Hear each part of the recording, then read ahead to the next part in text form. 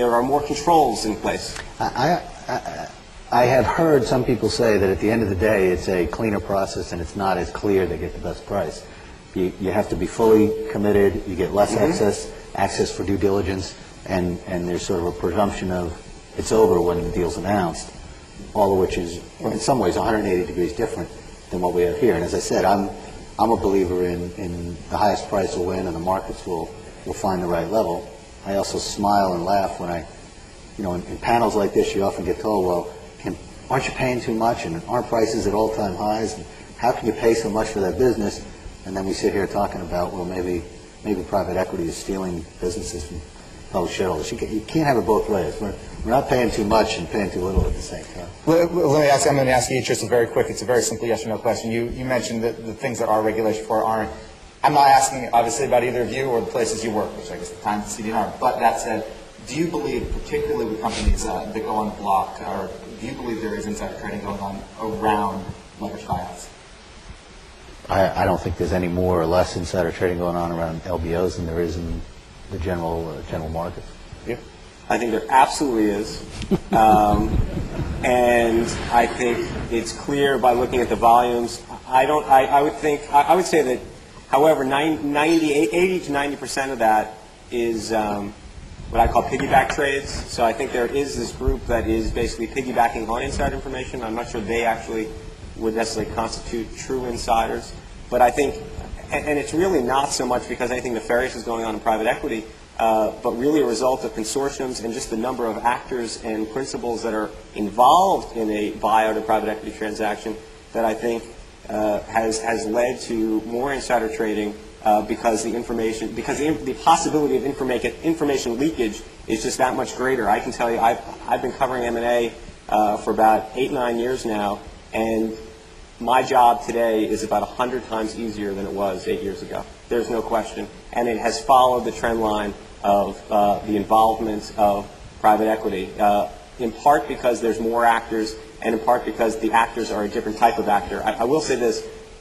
People who are in the private equity business, and I don't speak about you, act he means you.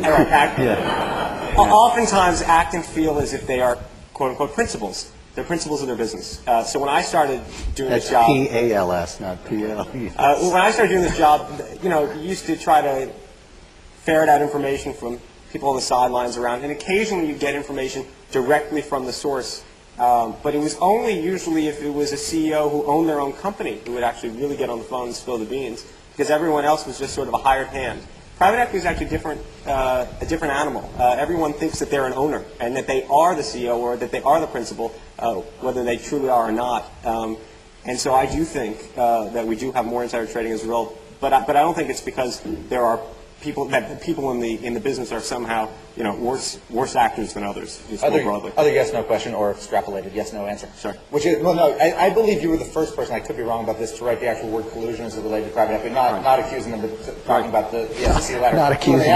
Do you believe, and not necessarily in a legal sense that we tried in the court of law, but do you believe there is collusion among private equity firms today? Sort of. When I wrote that column, which was I think 2 years ago, and raised the issue, it was not meant for the Justice Department to look into this. I didn't really think of it as a legal issue so much as I thought of it as a process issue for boards that were considering selling themselves and how they should go about the process to help themselves. I do think that it's not. I don't believe there's direct collusion where someone says you do this deal, I do this deal. I don't think there's anything like that. But I do think there's a sense that we're not going to. There's a gentleman's agreement that I'm not necessarily going to jump a deal here or this or that. I think you see that with most of the go shops that are taking place now and how ineffective they are. So at some level I think it's there, but I don't believe it's a real legal issue. But I think if you're a seller, it's an issue that you have to think about how to approach it, at least from a process perspective. And you can feel free to say your attorney is told you can't comment on this. If you want a yes or no answer, it's no.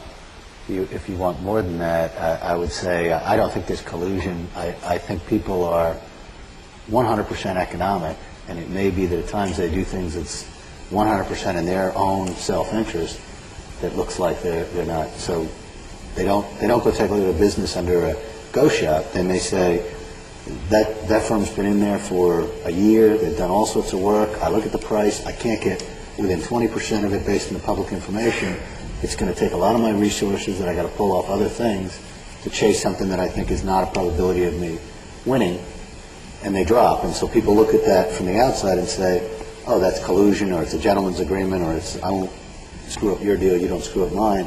When in fact the firm B is basically saying I have better places to spend my time with a higher return.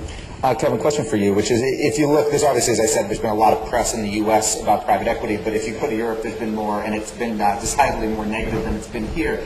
So I guess a question for you... It was nice to come in without having to cross picket lines. Yeah, well, exactly, which is why I was going to ask you. Now, obviously, you can't gaze in a crystal ball, but from your feeling, if we were having this conversation a year from now, do you believe the European view towards private equity is going to become more prevalent here, or will the U.S. still relatively laissez-faire attitude end up coming over there more? Kind of which way do you think the current's going? I'm actually going to pick a third option you didn't give, which is I think they're going to both be about the same. I really do. I think Europe is going to take a lot longer to migrate towards the type of attitude that, I'm not saying private equity is accepted, respected, understood, or any of the other words we've been dancing around today, but at least it's a relatively established position it sits in right now in the markets and in M&A. In Europe, there are a lot more cultural, economic, social, labor, et cetera, issues, political issues, that I think are inbred in a number of the different economies and countries in Europe, and I think are going to take more than a 12-month period to change. And I frankly think it will get, this is not a value judgment, but I think it will get worse, or the pitch will get higher before it comes down. So that'd be where I'd be on it. I think it'll come down a little bit in Europe, and I think it'll probably rise a little bit here in different ways, though. I think the union issue here could at some point become a slightly bigger issue, though I think you guys have actually done a very good job so far of mitigating that. But then I think it rises in other issues like taxes or some other issue we haven't even talked about yet. So I think there are other issues that may just emerge in the U.S. that are different. But as we all know, for better or worse, when you get in the spotlight and it gets too bright, and I think that invariably it's getting bright. So there's a lot of people out there who want to take the business down. Not myself necessarily, honestly. Well, let me ask you about the spotlight. Let me ask it. Do you believe, and this is obviously a hard thing to quantify, but look at the way the private equity market over the past year or so has been treated by the mainstream business press, whether it's the Times or Business Week. Right. I'll excuse Buyouts out of this because, Right. That said, do you believe the mainstream business press has treated the LBO market fairly, and do you think it really does, for the most part, understand what's happening in the market? I'll answer the second part first, which is I think that journalists broadly still don't completely understand the industry well enough to cover it as well as I would hope that they would. I think that what you've seen over the past 2 years is sort of a